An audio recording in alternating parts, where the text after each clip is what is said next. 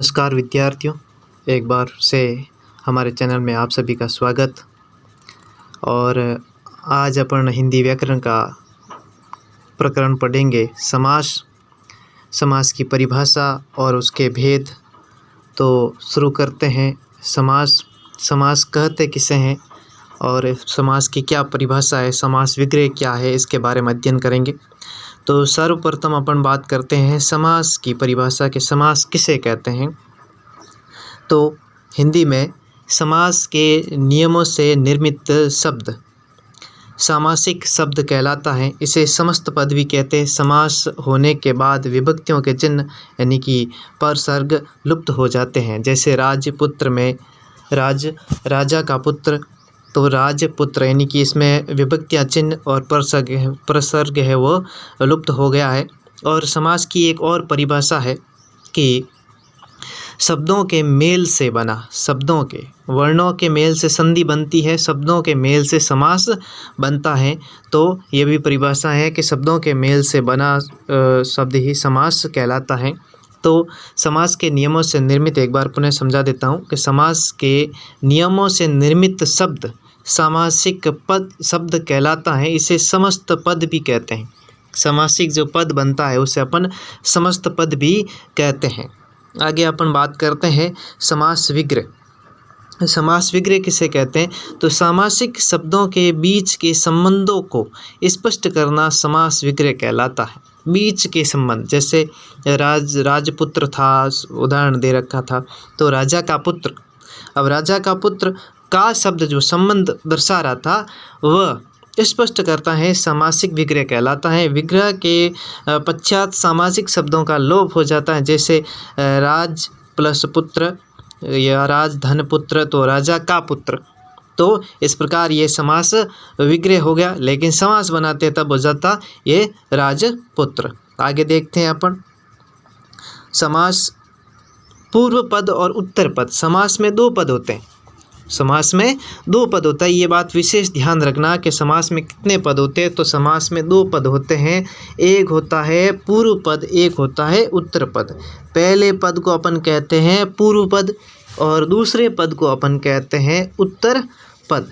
तो समास में दो पद होते हैं, एक होता है पूर्व पद, एक होता है उत्तर पद। ये बात ध्यान रखना। आगे अपन बात करते हैं, जैसे गंगा जल, गंगा धन जल।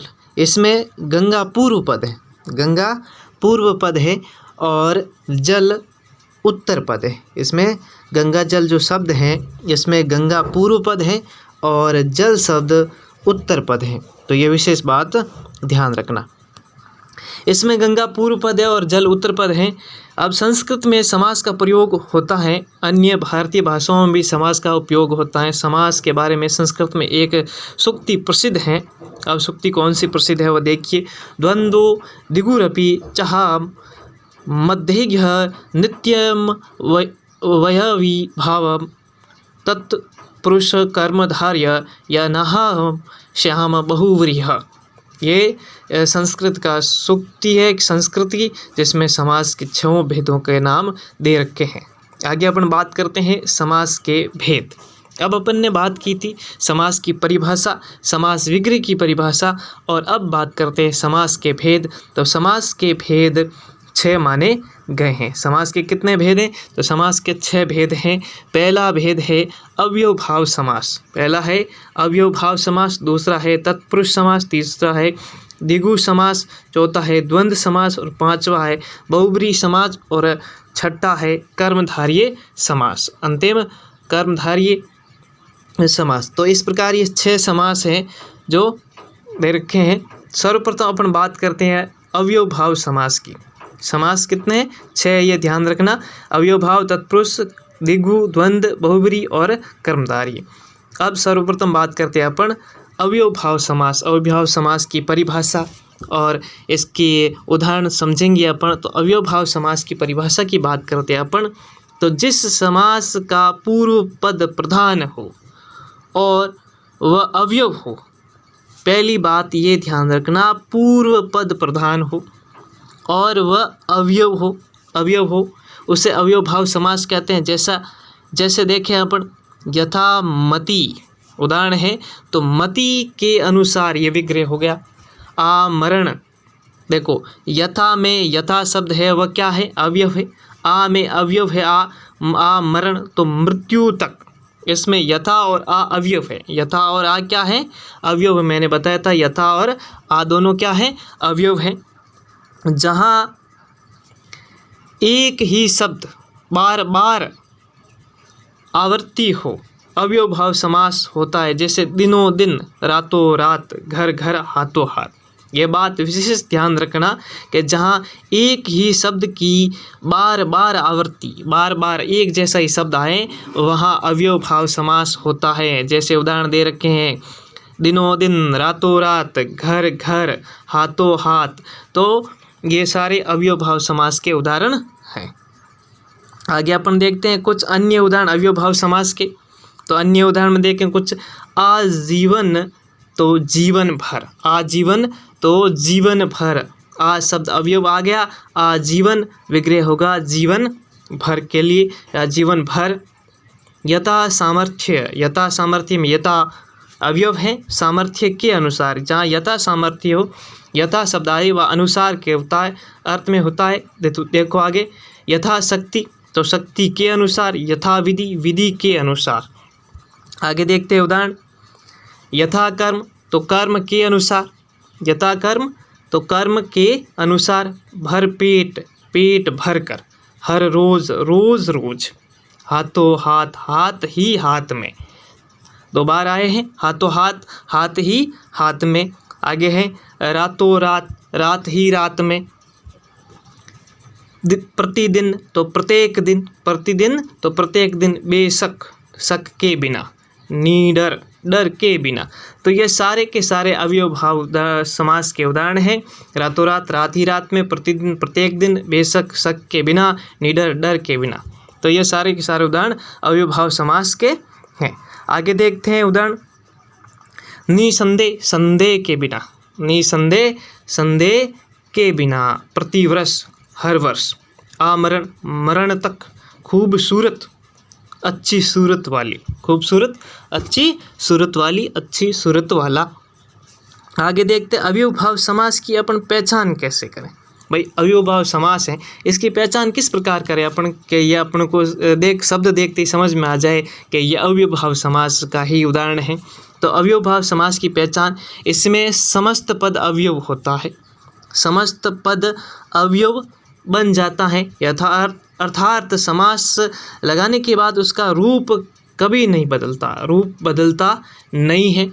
इसके साथ विभक्ति चिन्ह भी नहीं लगता और इसके साथ विभक्ति चिन्ह भी नहीं लगता, ये बात भी ध्यान रखना। जैसे ऊपर के समस्त शब्द हैं पर अवयव भाव समास, जिस समास का पहला पद यानी कि पहला पद पूर्व पद, पहला पद यानी पूर्व पद। अवयव भाव समास जिस समास का पहला पद या पूर्व पद प्रधान हो और वह अवयव हो, प्रधान भी हो और वह क्या हो, अवयव हो। यह बात विशेष ध्यान रखना कि वह अवयव हो, प्रधान भी हो और अवयव भी हो, उसे अवयव भाव समास कहते हैं। उदाहरण जैसे निडर, डर के बिना, इसमें नि शब्द अवयव है। ये देखिए नि शब्द क्या है, अवयव है। अवयव भाव समास में 3 प्रकार के पद आते हैं। कितने प्रकार के पद आते हैं, 3 प्रकार के। पहला है उपसर्ग से बना पद। देखो पहला है उपसर्ग से बना पद। उपसर्ग से कौन से, जैसे जिनमें उपसर्ग विशेषण न हो। आ, निर, प्रति, निस, भर, खुश, बे, ला, यथा, ये सारे क्या हैं, उपसर्ग हैं। फिर है उपसर्गों से बने पद अवयव भाव समास होते हैं। इन सब उपसर्ग से बने हुए पद क्या हैं, अवयव भाव समास के होते हैं। आगे अपन देखते हैं उदाहरण इनके। उपसर्ग से बने शब्दों के उदाहरण देखें तो उदाहरण में आजीवन, आजीवन में आ उपसर्ग, जीवन, जीवन प्रयत्न। निर्दोष, निर उपसर्ग, दोष शब्द तो दोष रहित। फिर है प्रतिदिन, बीच में ये कोमा नहीं, यहाँ कोमा लगा दी। देखो प्रतिदिन तो प्रतिदिन, प्रत्येक दिन। फिर है प्रत्येक दिन, बेघर, आगे है शब्द बेघर, तो बेधन घर, बिना घर के या लावारिस। अब देखते हैं लावारिस शब्द, तो ला उपसर्ग, वारिस शब्द बिना वारिस के। फिर है आगे शब्द देखिए यथाशक्ति, यथा धन शक्ति, यथा और शब्द शक्ति से बना है तो शक्ति के अनुसार शब्द हो गया। फिर है यदि एक ही शब्द दो बार आए, यदि एक ही शब्द दो बार आए तो वहाँ अव्ययभाव समास होता है। देखिए यदि एक ही शब्द दो बार आए, उदाहरण है घर घर, घर के बाद घर। फिर है नगर नगर, तो नगर के बाद नगर, रोज रोज, हर रोज। एक जैसे दो शब्दों के मध्य बिना संधि नियम के कोई मात्रा या व्यंजन आए। देखो ये इम्पोर्टेंट नियम है समझने के लिए कि एक जैसे दो शब्दों के मध्य बिना संधि नियम के कोई मात्रा या व्यंजन आए, उदाहरण हाथों हाथ। देखिए बिना संधि का हाथों हाथ, तो हाथों हाथ, हाथ ही हाथ में, हाथ ही हाथ में, तो यहाँ अव्ययभाव समास होगा। दिनों दिन, तो दिन ही दिन में, अव्ययभाव समास। बागो बाग, बाग ही बाग में। तो ये इस प्रकार अव्ययभाव समास के उदाहरण हैं और इस प्रकार अपन अव्ययभाव समास की पहचान कर सकते हैं। और अगले वीडियो में अपन पढ़ेंगे तत्पुरुष समास के बारे में। आज के लिए इतना ही। Thank you. देखते रहिए, पढ़ते रहिए, मस्त रहिए और हमारे चैनल को सब्सक्राइब ज़रूर करें, वीडियो को शेयर करें, लाइक करें, कमेंट बॉक्स में कमेंट, कोई भी अगर समस्या हो, टिप्पणी करनी हो तो आप कमेंट बॉक्स में कमेंट करके बता सकते हैं। देखते रहिए। Thank you. मेरी शुभकामनाएं आपके साथ हमेशा हैं। धन्यवाद।